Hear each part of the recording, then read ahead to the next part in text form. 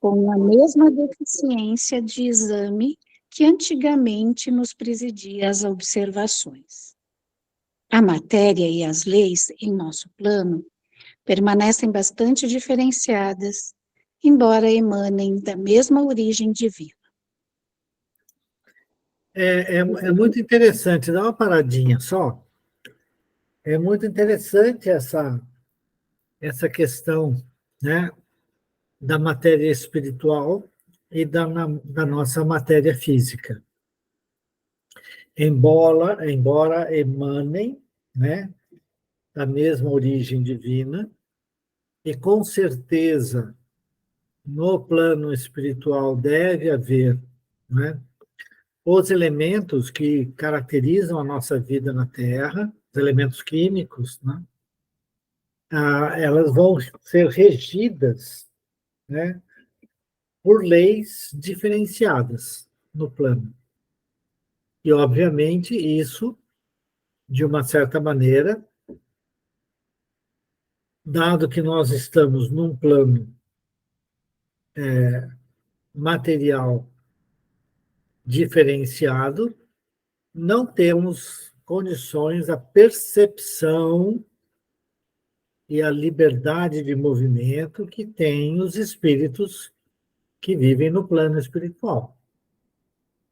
Como diz nos livros do Kardec, é muito interessante, isso é para uma reflexão somente que eu estou colocando. Os espíritos estão ao nosso lado, eles nos acompanham, né? Ora, então, quando a gente avalia o escrito por André Luiz no livro Os Mensageiros, quando ele chega, né, à cidade do Rio de Janeiro, passa o bonde, e ele vê um monte de espíritos junto dos encarnados caminhando, os espíritos têm uma percepção da nossa vida material como se eles estivessem vivos. Mas nós não os percebemos, né? Então, a gente vai passar por eles sem ver, a não ser aquelas pessoas que têm a sensibilidade mediúnica, né, aberta para tudo. Geralmente a gente coloca que a mediunidade, embora a tenhamos em graus diferentes, né, ela deve ser exercida nos momentos necessários que a própria equipe espiritual que associa-se com aquele médium vai precisar dele, geralmente no centro espírita, né? E é por isso que um médium de efeitos subjetivos de vidência, por exemplo, mesmo tendo uma possibilidade de visualizar o mundo espiritual, né, deve fazer um esforço para que isso ocorra somente durante o seu trabalho mediúnico, quando a espiritualidade achar por bem utilizá-lo para descrever o que está vendo, né? Senão ele deve saber cortar essa ligação, né? Mas o que é mais interessante é isso. Quando a gente lê, né, a água, né, quando se fala sobre a água no plano espiritual, ela deve ser composta pelos mesmos elementos que nós conhecemos. A única diferença é que deve estar num estado, né, que os espíritos colocaram, né, uma matéria quintessenciada, né? Ela está numa essência, ela está numa situação diferente da nossa, mas é matéria. Esse é um ponto que é interessante. Ela é matéria. Senão, nós não teríamos corpos espirituais, nós não teríamos toda a descrição que os espíritos falam para nós. Então, esse é o meu entendimento que eu queria chamar a atenção para nós nesse texto. Comentários?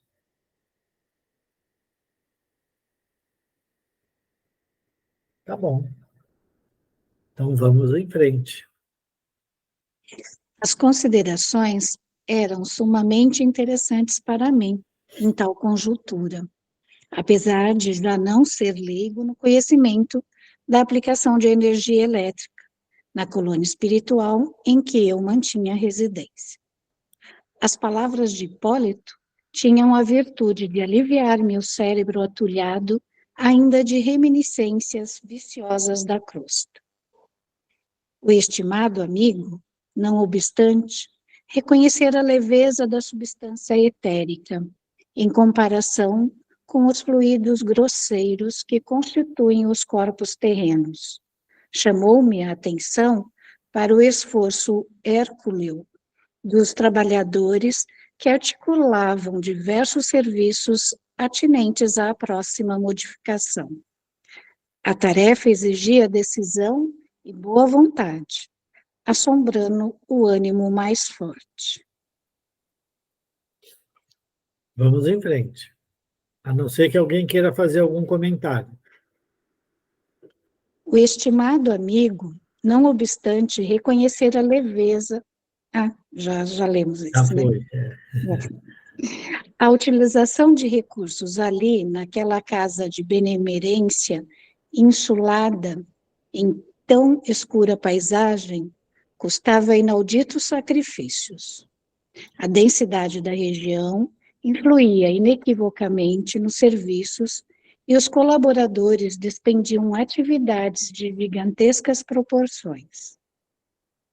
Todo o pessoal disponível fora convocado ao trabalho dos motores e, quando me entregava a transportes admirativos diante da maquinaria complexa, indescritível na técnica humana, a irmã Zenóbia, através de Jerônimo, nos pediu colaboração nas defesas magnéticas, em vista da necessidade de empregar maior número de cooperadores na preparação ativa do voo.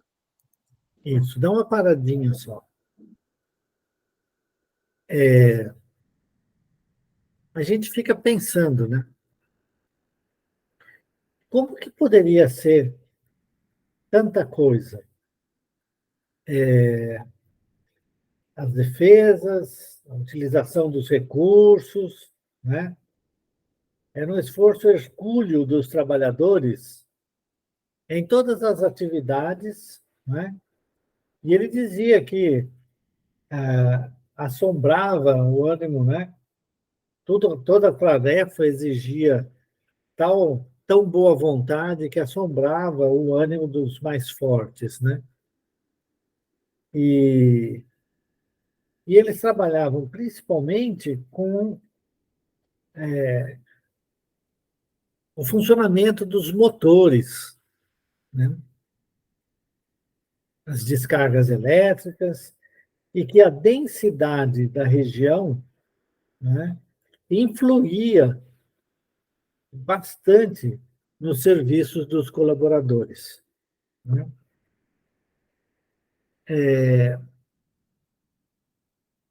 Vamos imaginar como que seria colocar motores, né? O Antônio é especialista nessas coisas, ele é engenheiro mecânico, entende muito mais desses motores e dessas coisas do que eu aí.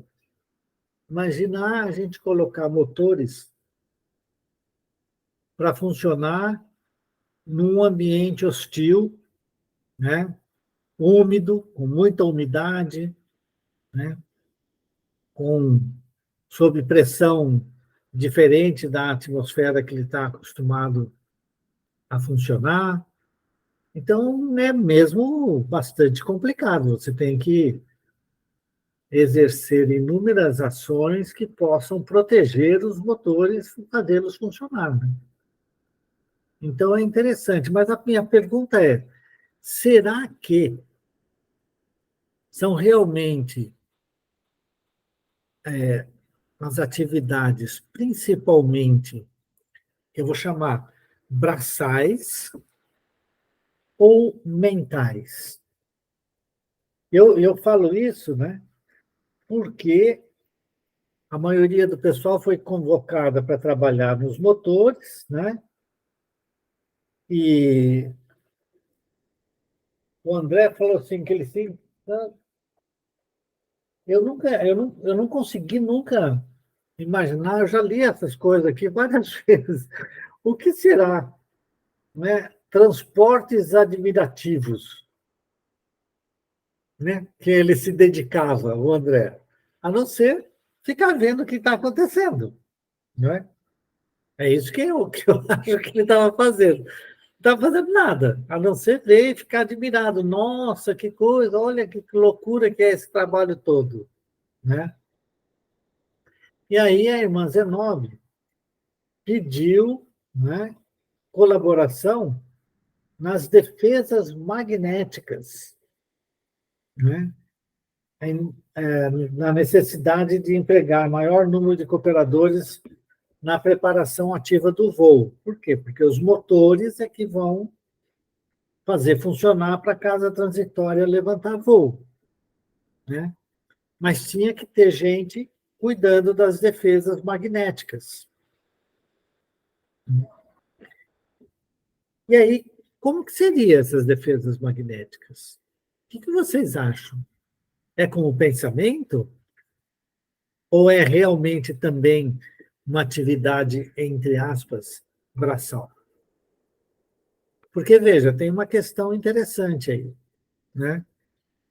Eles vão ter que admitir aqueles espíritos que estão em condições de serem admitidos na casa transitória antes dela levantar voo.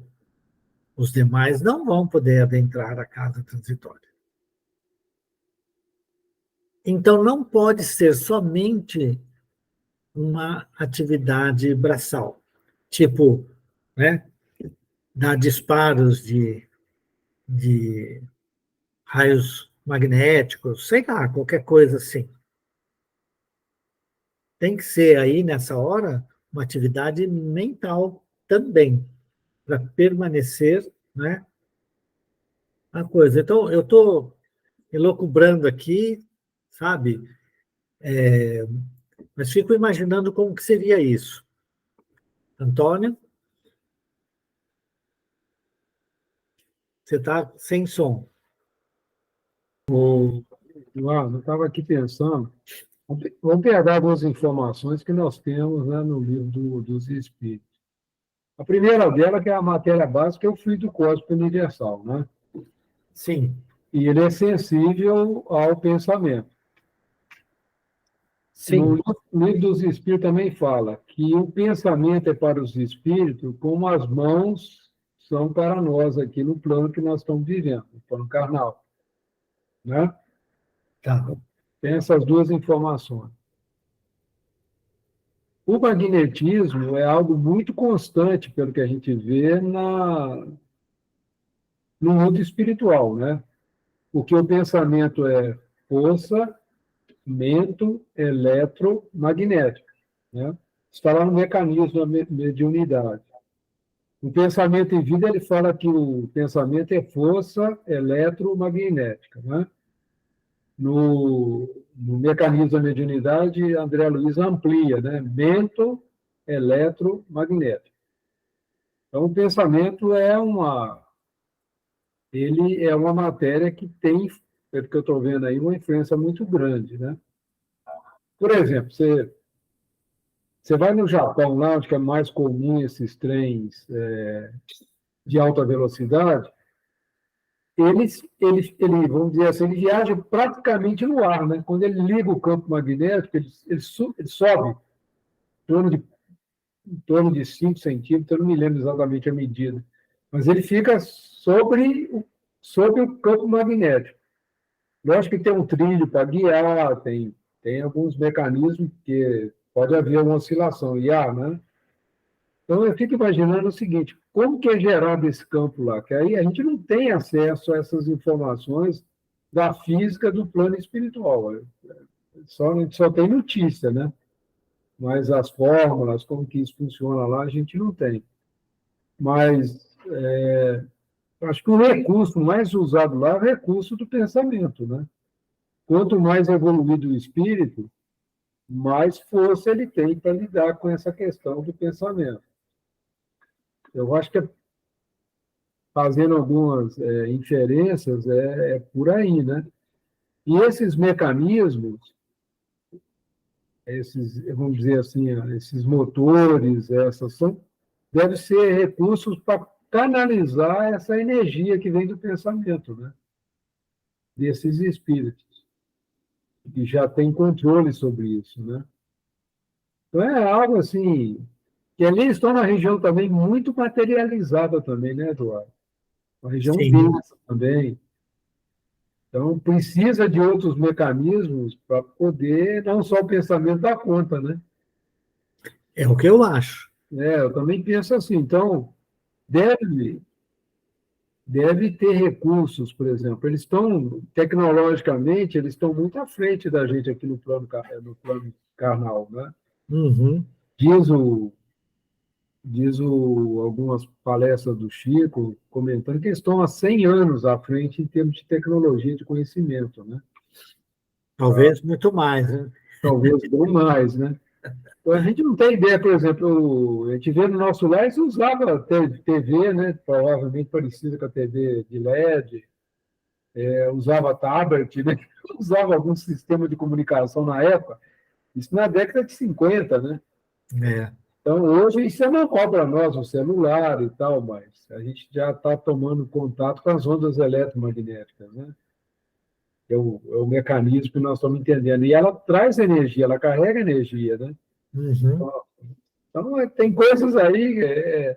O André Luiz está dando um toquezinho, né? Falar, gente, aqui tem motor, aqui tem defesa eletromagnética. É. Então, Tem imagina alguém se tiver. querendo falar aí. Hein? Tem alguém querendo falar aí. A Ivone levantou a mão. Ah, Ivone. Sou eu. Eu concordo com o Antônio. Eu acho que é as duas partes, tanto a mental como, como a física, porque até mesmo porque essa colônia ela fica muito próxima da Terra. Ela fica num lugar onde as vibrações são bem densas. Então, eu acho que tem que ter motor, sim. Eles plasmam isso, né? E se ele plasma o motor, ele faz o motor funcionar. O motor vai funcionar como se fosse qualquer outra coisa. Qualquer motor igual ao nosso. Você sabe que essa, essa fala, né? Eles plasmam, né? Com o pensamento e tal. Lá no nosso lar, né? Você tem também. Você tem é como se fosse um rio, né? Que passa pela Uhum. cidade. Você tem várias estruturas com ferramentas, com material.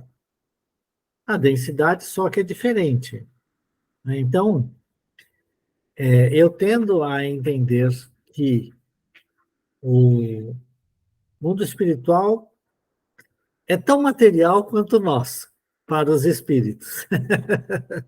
Sim, eu também penso a mesma coisa. E também essa, essa região, né, quer dizer, o fato de você ter os motores ali, é como nós humanos, né? Você usa o motor e você liga, né, o motor e deixa ele funcionar, né? Então não precisa a gente ficar mantendo os pensamentos ali, vamos, motor, funcione, não é? Eu não vejo dessa maneira. Era isso que eu estava querendo só debater um pouquinho. Para mim, realmente existe a ação mental, de fortalecimento para que as coisas funcionem corretamente, mas existe o automatismo natural das coisas, né? Eu queria chamar essa atenção, na minha opinião. E outra coisa, viu, Antônio? É muito complicado, por exemplo, para nós, hoje, né? Quando a gente fala e vê a questão do pensamento, né?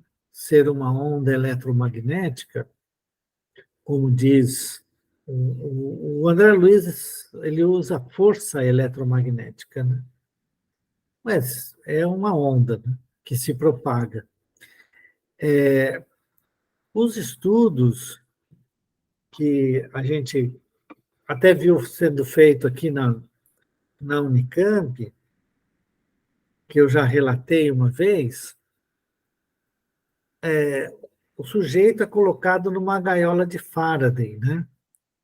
Para evitar que entre ou saia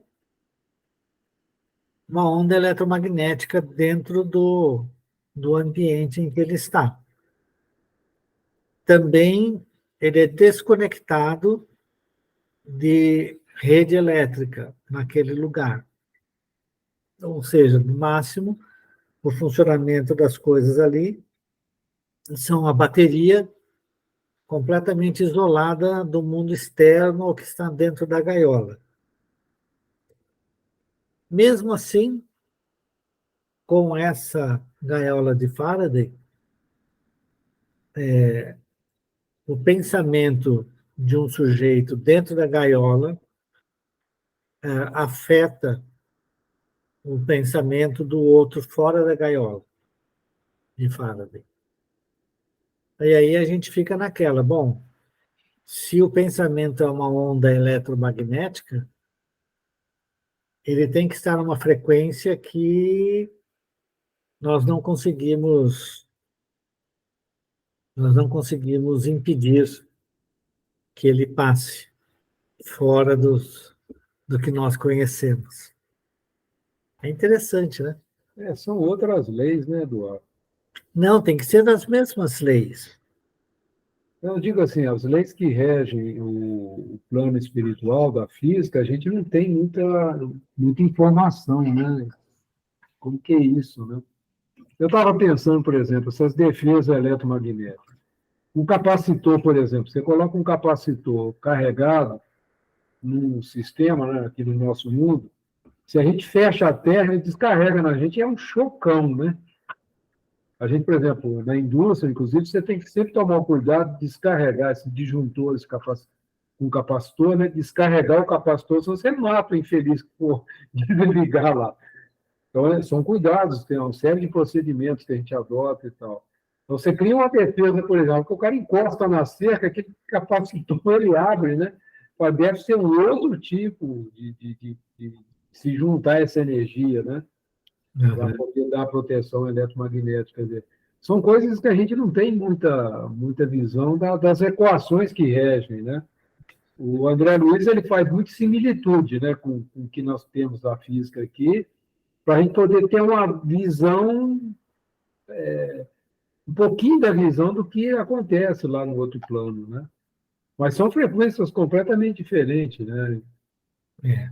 Um dia dizem, né, que nós vamos acabar captando, né, as comunicações do mundo espiritual e tal, mas vai levar um tempinho ainda. Vai. Muito bem. Mais alguém quer fazer algum comentário? Ok, então vamos em frente. Não tínhamos tempo a perder. O próprio assistente que nos orientava, num belo exemplo de renúncia fraternal, tomou a dianteira, encaminhando-se para as faixas de defesa. Não eram essas altas e verticais como as muralhas das fortificações terrestres, mas horizontalmente estendidas, formadas de substância escura, e emitiam forças elétricas de expulsão num raio de 5 metros de largura aproximadamente, circulando toda a casa.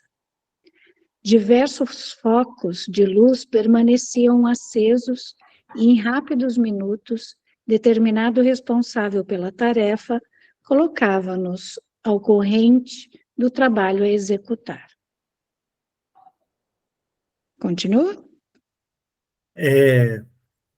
O André Luiz ele é sempre hábil em dizer, né? Colocava o pessoal ao corrente do trabalho a executar. Qual seria esse trabalho? Então vamos em frente. Né? Velaríamos pelo funcionamento regular de certos aparelhos geradores de energia eletromagnética, destinados à emissão constante de forças defensivas, e vigiaríamos o setor que nos fora confiado, de modo a sanar qualquer anormalidade. Bom, ele não disse muito, né? A não ser dizer que a gente ia ter que eles iam ter que ficar cuidando de alguns aparelhos geradores de energia eletromagnética, como se fosse um rádio, certo? Um aparelho de rádio que tem que gerar a energia eletromagnética. Energia eletromagnética aqui são ondas, né? São ondas eletromagnéticas. Ou, se você tiver um fio passando corrente elétrica, gera um campo magnético ao redor. Certo? Mas eu estou entendendo aqui que são geradores de energia eletromagnética, ou ondas de rádio. Eu estou falando rádio, mas, obviamente, em outra frequência, muito mais elevada. Né? E aí ele diz, a emissão de forças defensivas. Quando ele fala constante, emissão constante, quer dizer continuamente fazendo, mas não é constante do ponto de vista de uma onda, é simplesmente a onda sempre sendo transmitida, né? E são ondas, né, que geram forças defensivas. Tá? Então, eles tinham que cuidar para que nada ali saísse do funcionamento correto. Como que eles iam fazer isso? Não temos ideia, obviamente. Inclusive, não está dito direitinho, a não ser que eles tinham que cuidar de alguns equipamentos que geravam energia eletromagnética. São ondas, na minha opinião. Algum comentário? Fala, Antônio. Acho que a Elisete levantou a mão. Outra coisa que me chamou a atenção foi a substância escura. No universo, a gente fala, né, da matéria escura, né, que envolve... Mas eu acho que aqui, viu, Elisete, não é não, viu? Eu acho que aqui é o próprio local em que eles ficaram estacionados, sabe? A única diferença é que ele é bem longe da casa mesmo onde fica o pessoal, né? E aí, a partir desse ponto, tinha 5 metros de focos elétricos, vamos dizer assim, né? Então, é uma zona, né, formada de uma substância escura e emitia forças elétricas de expulsão num raio de 5 metros. Na minha opinião, essa matéria escura aí não seria muito, não teria muito a ver com o que a gente chama de matéria escura do universo agora, pelo menos na física atual, pelo que eu conheço. Deve ser uma condutora de força eletromagnética, né, Eduardo? Ele compara com as colunas altas que nós usamos, as muralhas, né, e diz que lá não é a muralha, mas é horizontalmente, né, uma matéria escura que eles construíram ela deve ser uma condutora desse tipo de energia. Sim, Como sim. se fosse uma cerca elétrica que nós usamos aí. É mais ou Mas é menos isso. uma similitude bem fraquinha, mas algo que, se você encosta, você sente, né? Com alta corrente e baixa voltagem, né? No É, nosso caso. na verdade, eu faço uma analogia com o seguinte: quando nós temos o raio, né, caindo numa determinada localização, toda, todo o ambiente ao redor do raio ali, né, tem uma variação de potencial muito alta, rapidamente.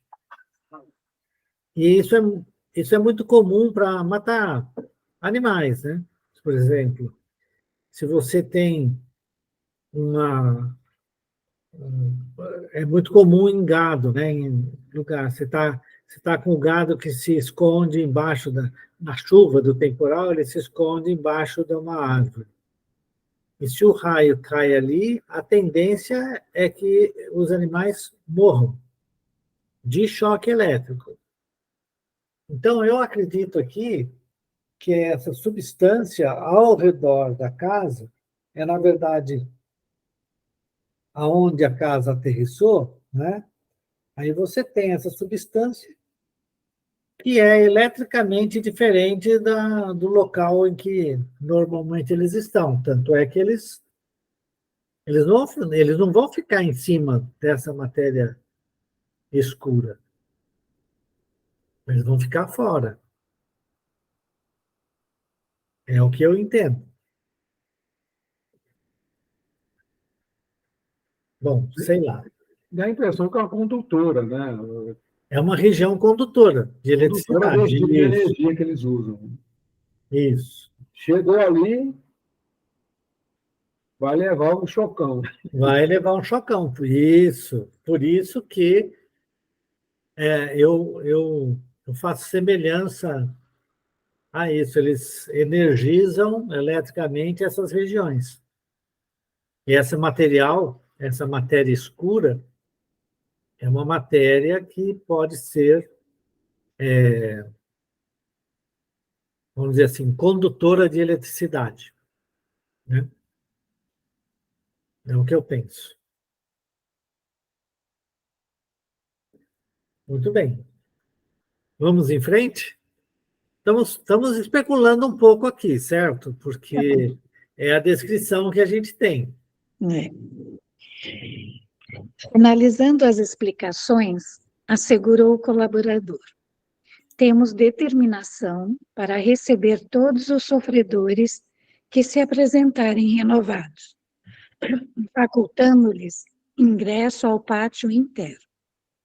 Nas últimas horas, a irmã Zenóbia e os demais administradores da instituição ordenaram acolhimento a todos os transviados que se aproximassem de nós, com sinais legítimos de transformação moral para o bem. Certo, Jerônimo estaria informado quanto às providências necessárias. Entretanto, dentro de minha ignorância, não contive a interrogação. Como nos asseguraremos, porém, dessa renovação? O prestimoso assistente não permitiu que o interpelado me respondesse. Adiantou-se ele mesmo e informou. Os sofredores, já modificados para o bem, apresentarão círculos luminosos característicos em torno de si mesmos. Logo que estejam onde estiverem, concentrem suas forças mentais no esforço pela própria retificação. Os outros, os impenitentes e mentirosos sistemáticos, ainda que pronunciem comovedoras palavras, permanecerão confinados nas nuvens de treva que lhes cercam a mente endurecida no crime. Muito bem. Então, está aí um dos trabalhos mais importantes da equipe ali do Jerônimo, os que estiverem se aproximando ali daquele local, né? Lógico, ao redor de toda a casa você vai ter esses grupamentos de espíritos, né? Trabalhadores, fazendo a mesma tarefa que o Jerônimo e a equipe dele ia fazer, que era velar pelo funcionamento dos equipamentos e permitir a entrada dos espíritos genuinamente arrependidos, renovados em pensamentos e sentimentos.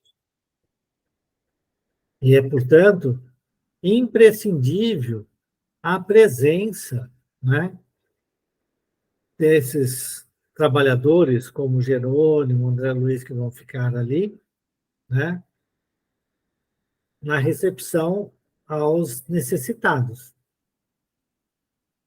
É muito importante a gente perceber isso. Eles vão ter, né, que atuar para receber os espíritos necessitados que não deverão levar choque. Vai ser dada a eles a entrada na casa transitória. Certo? Então, é importante a gente perceber que é preciso fazer este trabalho.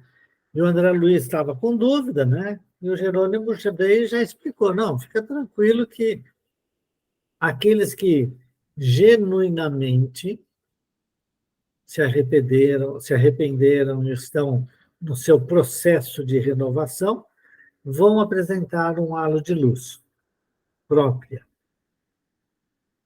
Mesmo os espíritos que estavam ali em sofrimento e não estavam ali por acaso, né? Ou seja, eles estavam naquele local por terem transgredido as leis, né?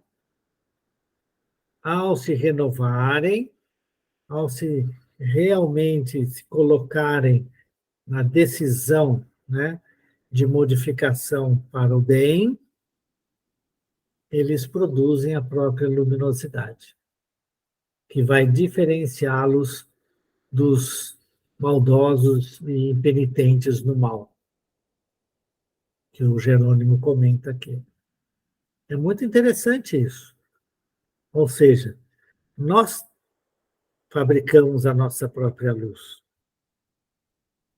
né? Por isso, Eduardo, que Oi. Jesus, ao final do Sermão do Monte, ele deixou claro, né? Brilhe a sua luz, né? Porque já é uma recomendação para a gente não passar tanto perrengue, né? Quando a gente deixar esse mundo. Pois é, né? Quantos anos, hein? E nós ainda estamos aqui. Vamos falar, mas é assim mesmo, né, Eduardo? É, o processo é lento. É lento, sim. É impressionante como, ainda hoje, nós vemos os líderes das nações colocando toda a humanidade em risco simplesmente pela vontade de, né, se mostrar poderoso, né? E nós vemos aí um mundo em frangalhos, né? É duro, viu? É muito duro. É triste, né, Eduardo? No pleno século XXI, né, depois de tanto conhecimento que nós já adquirimos, de tanta coisa que nós já vivemos, né?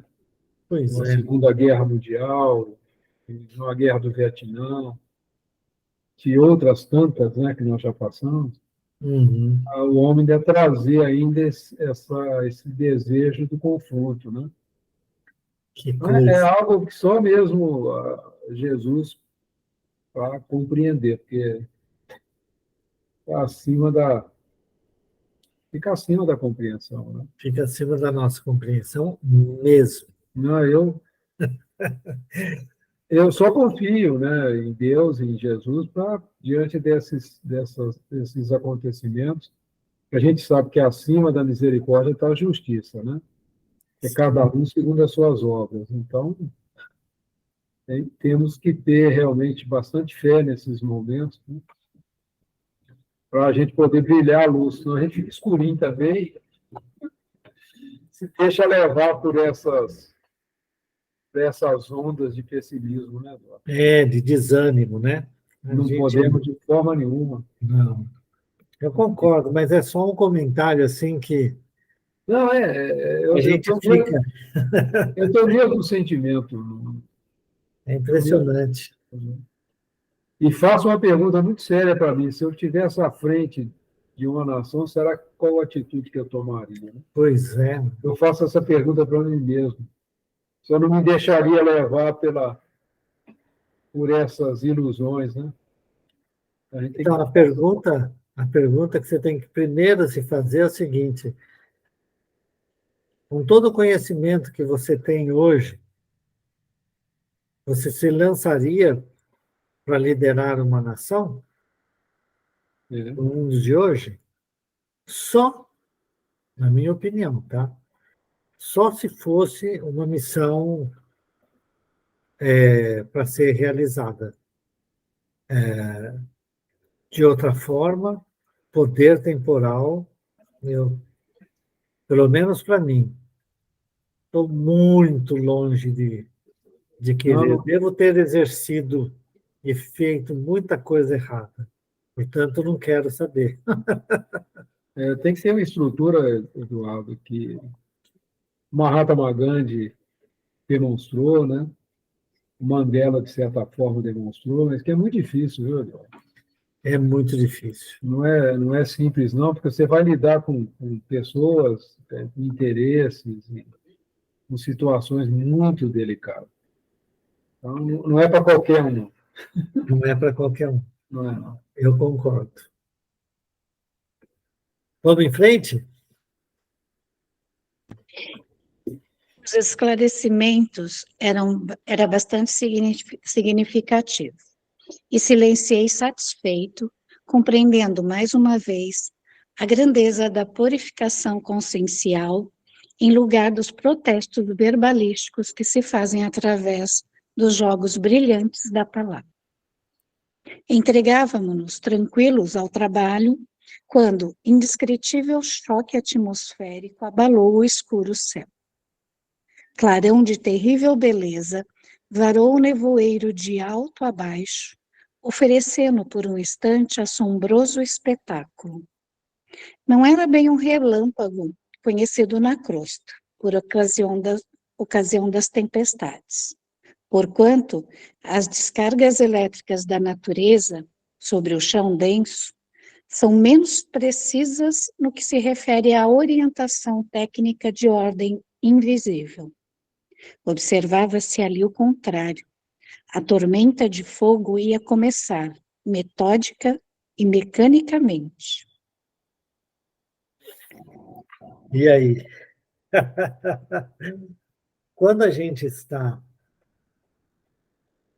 tem muita gente que estuda, né, os raios e estuda como que eles se formam. E é muito interessante, até circulou nas redes sociais aí, pelo WhatsApp, o pessoal já deve ter visto também, a formação daqueles raios que partem, né, das antenas, dos para-raios e vão chegando no céu, e enquanto você tem também o raio no sentido contrário, né? Mas quando você está na praia, na natureza como um todo, assim, sem esses edifícios, sem essas, vamos dizer assim, esses chamadores, né, de ondas, né, para chamar o raio, vamos dizer assim, o raio cai em qualquer lugar. Aonde houver a maior chance de menor impedância elétrica, né? Impedância quer dizer aquilo que impede a passagem da corrente elétrica. Onde tiver a menor impedância elétrica, ali vai cair o raio, seja num ponto ou no outro. Ou seja, o que ele está dizendo é assim, durante as tempestades, Raio pode cair em qualquer lugar, a qualquer momento. Mas ali, né, não foi isso que aconteceu. Ele disse assim, né, observava-se ali o contrário, ou seja, não é caindo em qualquer lugar, né? A tormenta de fogo, a gente fica imaginando raios, né? Mas vamos dizer assim, a tormenta de fogo ia começar metódica e mecanicamente. Ia começar. Bam, bam, bam, né? Por quê? Porque tinha que purificar a região no plano espiritual em que ela ia acontecer. E, portanto, não ia cair em qualquer lugar. Certo? O que impressiona, né, é a resposta, vamos dizer assim, o sentimento do André Luiz, que vai ser lido logo a seguir. Ele ficou apavorado. E a gente fica pensando assim, né? Por quê? Por que o pavor? É razoável a gente supor que os trabalhadores que estão na casa transitória, que estão fazendo um trabalho de benemerência, de recepção de todos os, iam ser atingidos por aquele tipo de fogo purificador? Não, não. E por que o medo? Por que o pavor? E aí a gente tem que começar a refletir. Muitas vezes a gente tem esses momentos, né, de muito medo, né? Quando as tormentas chegam nas nossas vidas, muitas vezes nós não mostramos a confiança, né, na espiritualidade superior, que seria razoável que nós, principalmente trabalhadores da seara espírita, né, deveríamos ter. O André Luiz vai falar sobre o pavor dele. Mas por que pavor? São reflexões que nós precisamos trazer, não para essa situação, mas para nós, no nosso dia a dia. Não é fácil, muitas vezes, nós passarmos, né, pelas tormentas, pelas dificuldades. Não é fácil. Efetivamente, não é fácil. Mas, se nós confiamos que Deus não nos quer punir por nada, que Deus não quer o mal para nós, aquilo que nós estamos passando é para o nosso bem. E é muito difícil, pela, né, aquela frase, homens de pouca fé, né? É muito difícil para nós fazermos isso, ter essa confiança cega. Comentários, desculpem, acho que talvez tenha falado demais. Eduardo, talvez o pavor do André Luiz é do desconhecimento, né? Então assusta mesmo, né? Tudo que a gente não conhece, a gente tem medo. Pois é, mas veja, eu concordo com você, mas eu fico pensando assim, caramba, ele está numa posição, está num trabalho, numa posição, certo?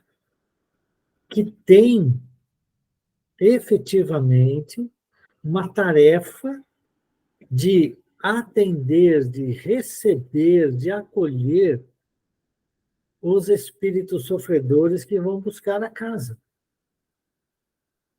E que ninguém que estará ali, principalmente os trabalhadores, iam sofrer alguma coisa. O Eduardo, você esquece que ele é um aprendiz aí.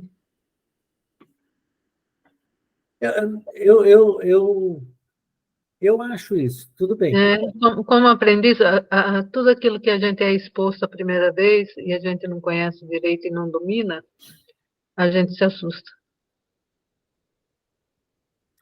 Ele não domina ainda isso. Ele está aprendendo. Você vê que ele tem muitas dúvidas.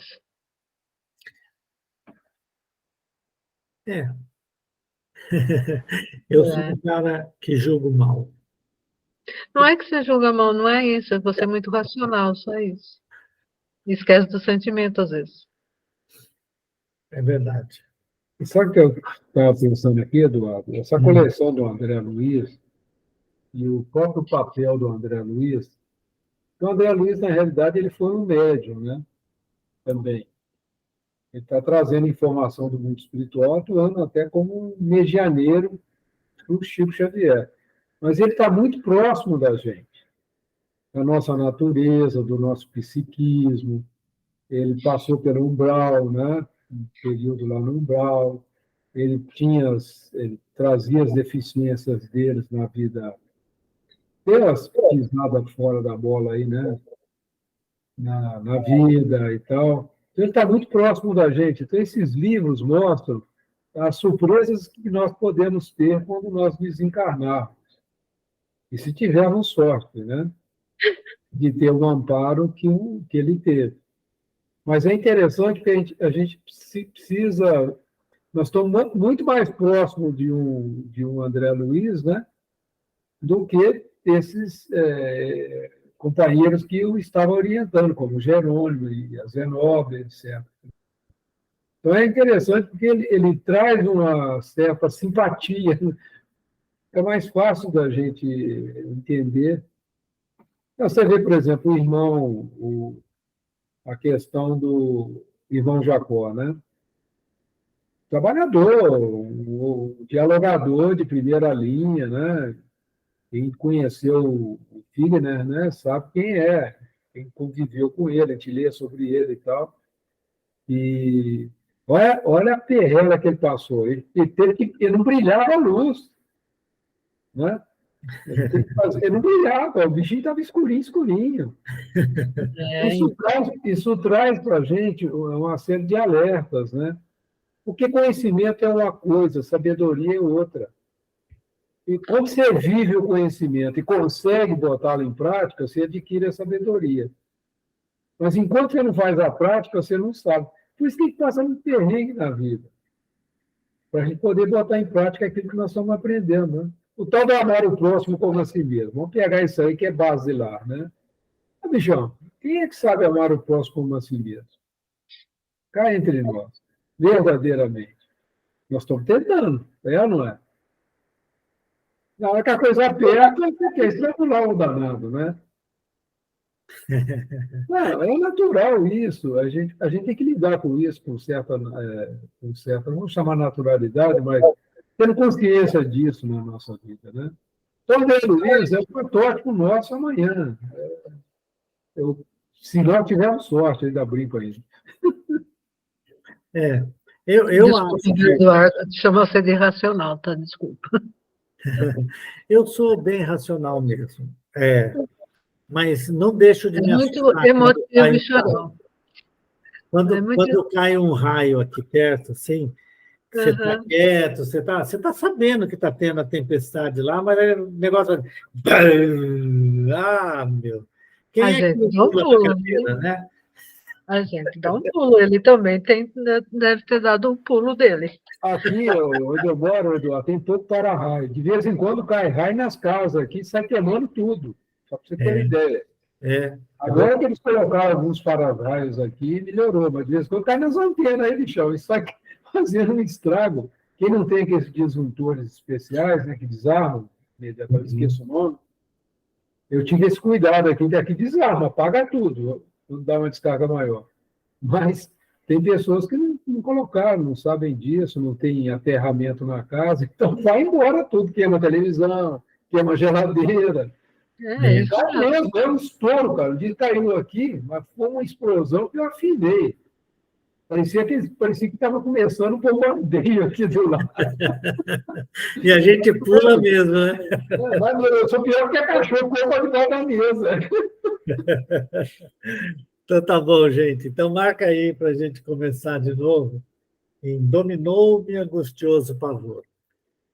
E eu vou tentar, então, estar presente na próxima sexta-feira. Eu deixo vocês avisados sobre a minha situação, tá bom?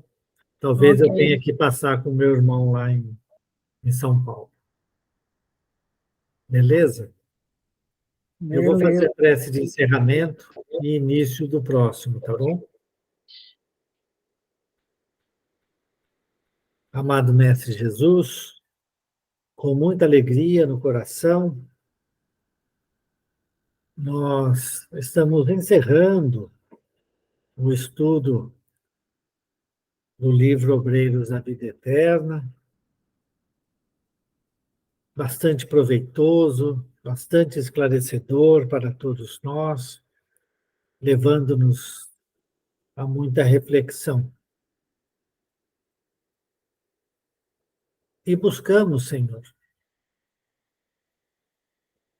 o amparo divino para a próxima hora de estudo, que vai ser dirigida pelo Antônio.